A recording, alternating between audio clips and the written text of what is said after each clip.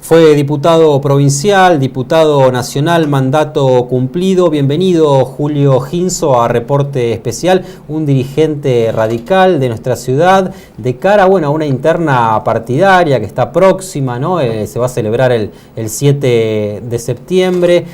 ¿Cómo viene el trabajo, ¿no?, dentro del radicalismo de cara a esta reconstrucción, ¿no? Antes que nada, gracias, Franco, por invitarme. Te faltó decir que soy un dirigente histórico, porque es lo que se usa actualmente para designar a aquellos que llevan muchos años en la política, lo cual no sé si es bueno o es malo, ¿no? Según para quién. Mirá, hay mucha gente que no entiende mucho esto de que en un momento en que Argentina está viviendo una de sus crisis más difíciles, en un momento cuando hasta el mundo tiene los ojos puestos en la Argentina y el hombre de aquí adentro está seriamente preocupado por cómo le va a ir, porque la crisis no es solamente económica o financiera. Aquí hay una crisis mucho más profunda. Está en duda el propio trabajo de cada uno. Y están sospechadas sus instituciones, que es lo más grave de todo, ¿verdad? En un momento en que no la democracia, porque la democracia sí es simplemente el triunfo de uno sobre otro según los votos, estaría más o menos acotada, pero la república, que es lo importante, a través de sus instituciones más fundamentales, donde vemos un poder ejecutivo que se lleva por delante al poder legislativo y al poder judicial. O sea, están pasando cosas tan graves en Argentina, que hablar de una elección interna de un partido político en un pueblo de la provincia de Buenos Aires, aparece como un reduccionismo, ¿verdad? Algo de poca importancia, ¿no? De muy poca importancia parecería. Entonces muchos dicen, pero estos radicales, ¿qué problemas tienen con la interna? ¿Cómo joden con la interna? Y bueno, sí, la patología de la interna es el internismo, y a veces ocurre. No es este el caso. Para salir de esta situación de tanta gravedad que vive la República, el paso necesario, el medio necesario, el camino imprescindible son los partidos políticos. No hay otro sistema en nuestro sistema constitucional, ¿verdad? O sea, hagamos partidos políticos más creíbles, más sólidos y más éticos, que que tenemos actualmente, que adolece de las tres cosas, y podremos salir de esta crisis. En eso estamos los radicales.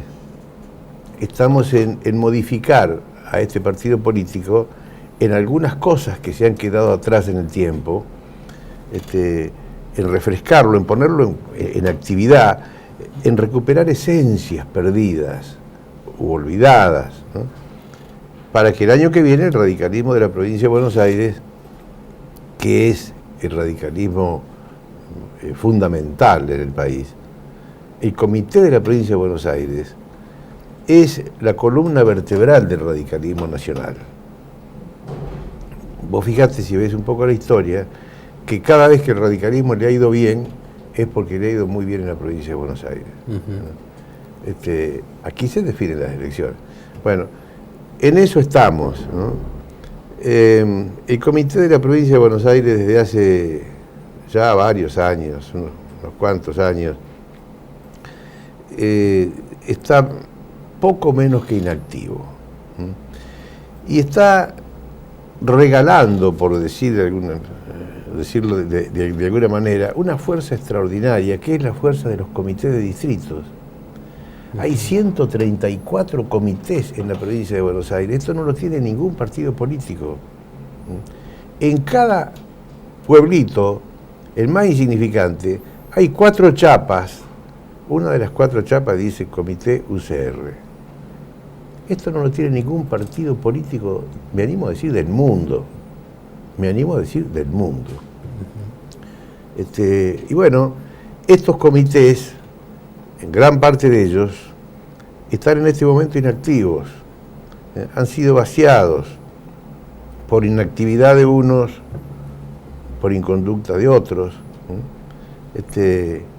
Y de esto se trata, de tener un comité de provincia que ponga a trabajar en pleno a estos comités que deben ser la polea de transmisión entre el partido político y la sociedad. Esa es la tarea del comité, de arrimar al partido político las ideas de la sociedad y de llevar a la sociedad los proyectos de los partidos políticos. Ahora, en nuestra ciudad se ve un radicalismo bastante pasivo, ¿no? Un radicalismo que no se ve presente en los barrios, no aparece de repente en los debates públicos, en los debates mediáticos. Bueno, hay que decirlo, hoy la realidad está muy mediatizada también, ¿no? Desde hace un tiempo ya. Sí, ¿sabés qué pasa, Franco? Que aquí, desde el año 83, el radicalismo ganó todas las elecciones que hubo. Debe ser el caso único en la provincia también. Lo que pasa que hubo dos gestiones y las dos gestiones, la dirigencia de esas dos gestiones se fueron del partido. En situaciones en que el partido le fue mal, se fue una gestión. La de Miguel, ¿no? La de Miguel. Se fue a otro partido político. Asumió la gestión de Meoni. Cuando el partido le fue malo o cuando vio que había posibilidades en otro espacio más importantes, se fueron del partido. Con los radicales K, ¿no? Con los radicales K. Se produjo un vaciamiento y el partido quedó poco menos que en la soledad más absoluta. Volvieron algunas viejas figuras, viejos dirigentes, y trataron de reagrupar nuevamente el radicalismo, tarea que es difícil. Y bueno, y esta es la consecuencia de ese reagrupamiento. ¿Por qué es difícil la tarea? Porque se ha creado una desconfianza en el dirigente. Porque la política y el sistema mismo, a través del cual se expresa la sociedad, entra en crisis cuando entra en crisis la confianza. Y aquí ocurrieron cosas muy graves en Junín, que son de triste recordación, pero hay que decirlas.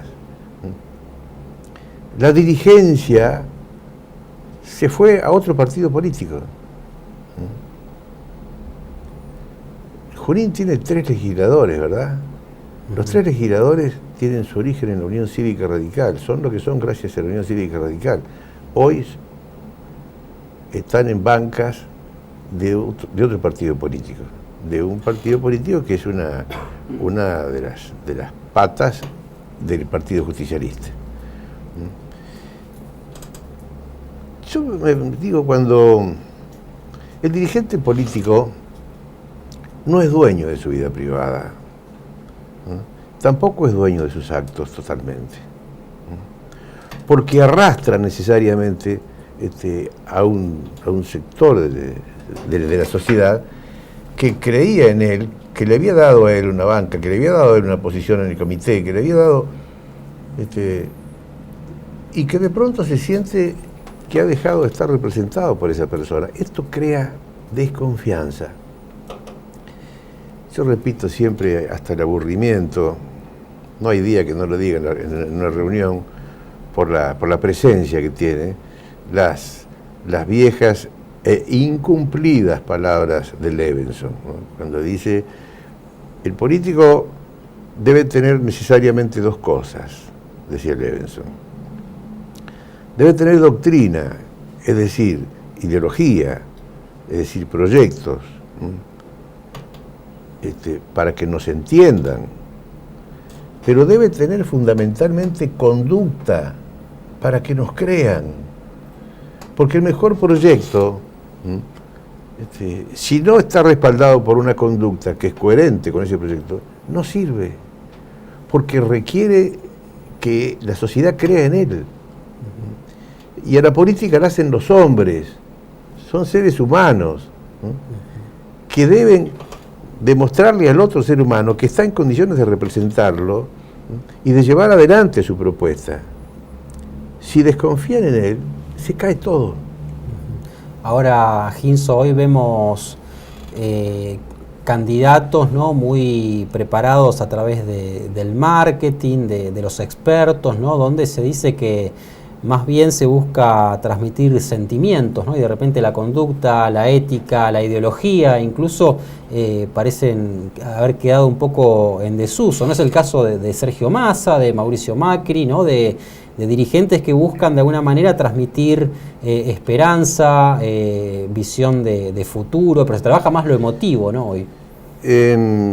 Yo creo que esto forma parte de la crisis que vive la sociedad, donde de pronto valores fundamentales han sido desplazados por estos otros valores que yo les llamo valores exitistas, ¿no?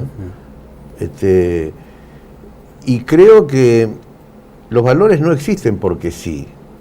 Los valores existen porque son lo que nos da garantía a una sociedad de que esa sociedad se puede proyectar en el tiempo. Atrás de cada ideología tiene que haber un valor, porque si no, esa ideología sola, sin valores, puede ser altamente peligrosa, ¿no?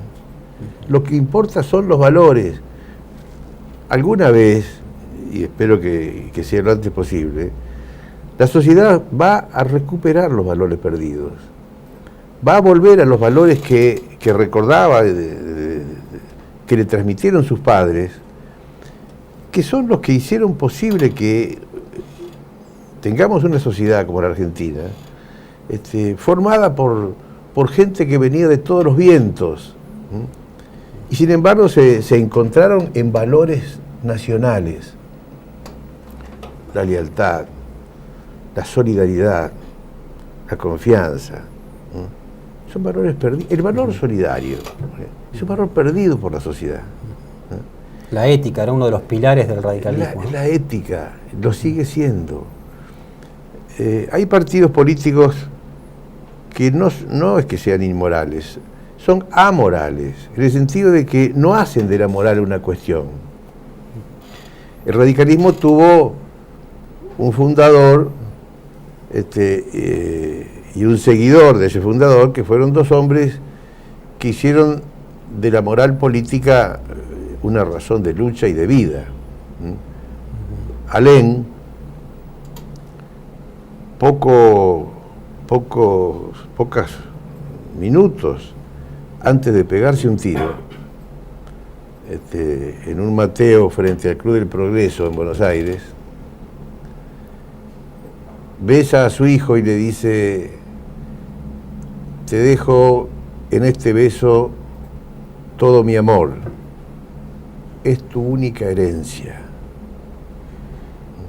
Es toda una definición de vida la que está dando para los tiempos. Cuando Irigoyen habla de la causa contra el régimen, está definiendo valores morales para la sociedad. Bueno, estos valores hoy se expresan negativamente a través de las inconductas. ¿Qué es la inconducta? Es no tener en cuenta la significación que tiene la coherencia en la política. Vos estás obligado a ser coherente si querés ser dirigente. No podés ser un buscapié que sale para cualquier lado. Tus actos políticos deben ser previsibles. Porque si no, la gente no cree. Y si la gente descree en el dirigente político, la política se va al diablo.